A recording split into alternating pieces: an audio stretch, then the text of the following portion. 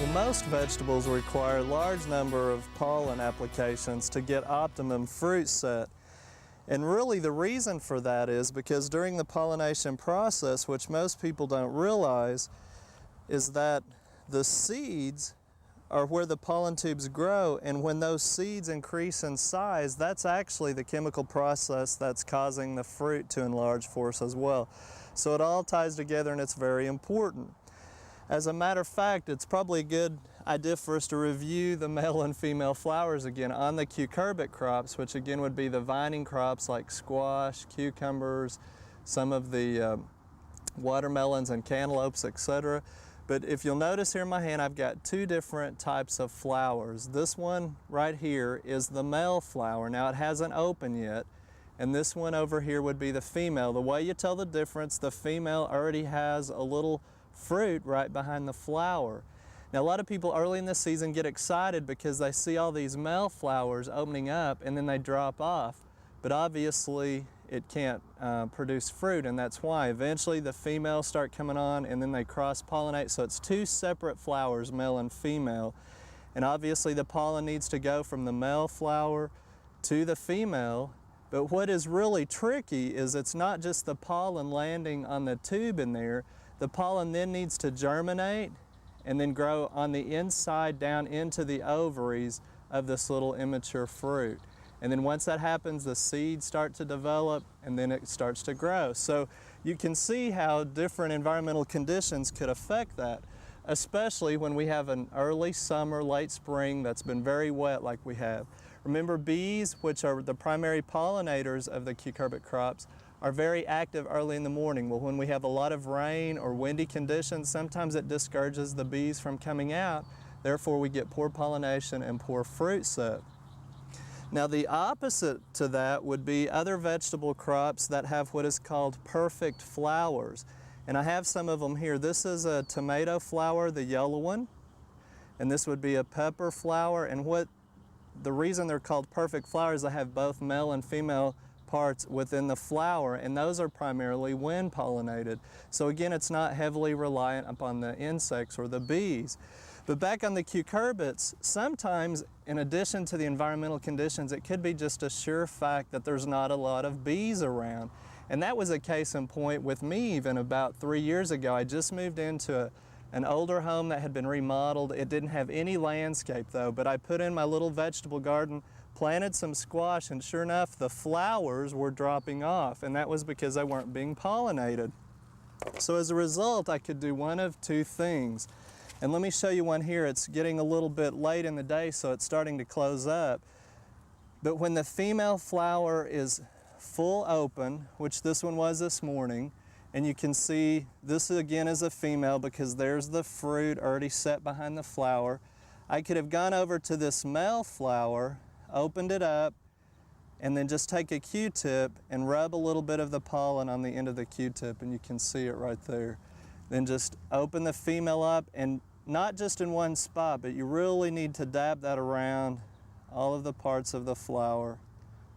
And then again, remember, that has to germinate and grow down into here before it will actually be fertilized. So that's one way you could do it. Again, it's hit and miss, and that's why sometimes we get misshapen fruit, which is a problem because of poor pollination. Now, I don't want you to confuse, though, these dropping off from a fungus disease that's referred to as fruit drop. Now, we don't have any here to show you, thank goodness, but a lot of people this time of year, especially with all the heavy rain, what happens, the flowers get real mushy and they turn blackish color, and as a result the fruit will also get soggy and rot, and it's a combination of too much wet weather but a fungus.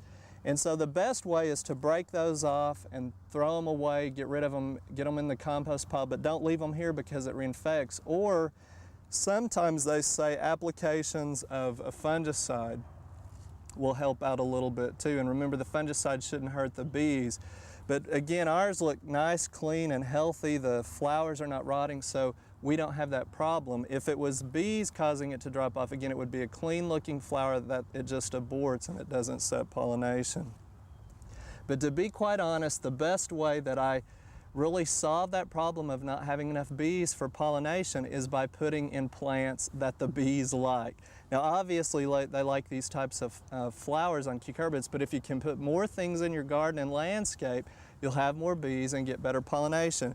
So let me take you to another part of the garden and show you some of our favorite plants that we put in just for the bees.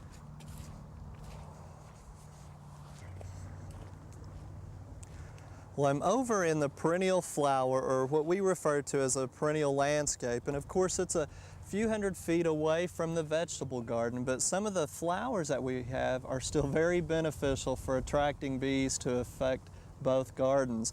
One of our favorites here is called catmint. Usually, again, early in the morning it's just covered with bees, and even occasionally now we'll see one fly in. It's in the mint family, but it's not as aggressive. You know, a lot of mint just keeps spreading with rhizomes and underground stems, and it just takes over. This one does stay in a clump, so we've been real happy with it. It has nice, delicate, purplish blue flowers, again, that really attract the bees.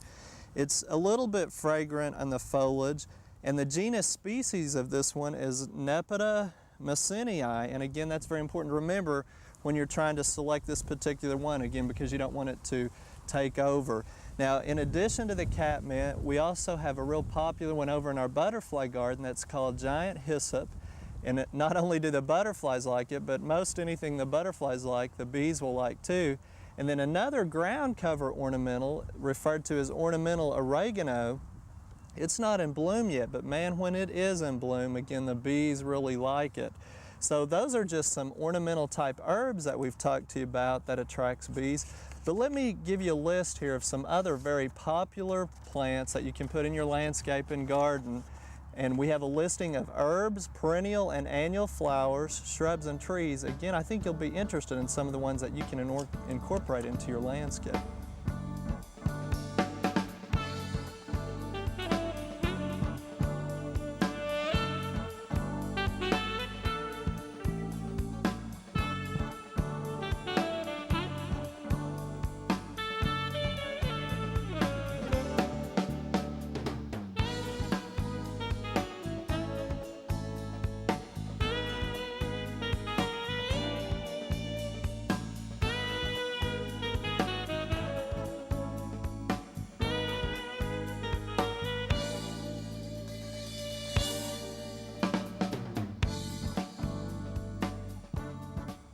Now again, remember when you're attracting bees to the landscape for that specific reason, you need to look at both your garden and your landscape as a complete ecosystem, because whatever you do in one affects the other, and that's really the way we should always think about it.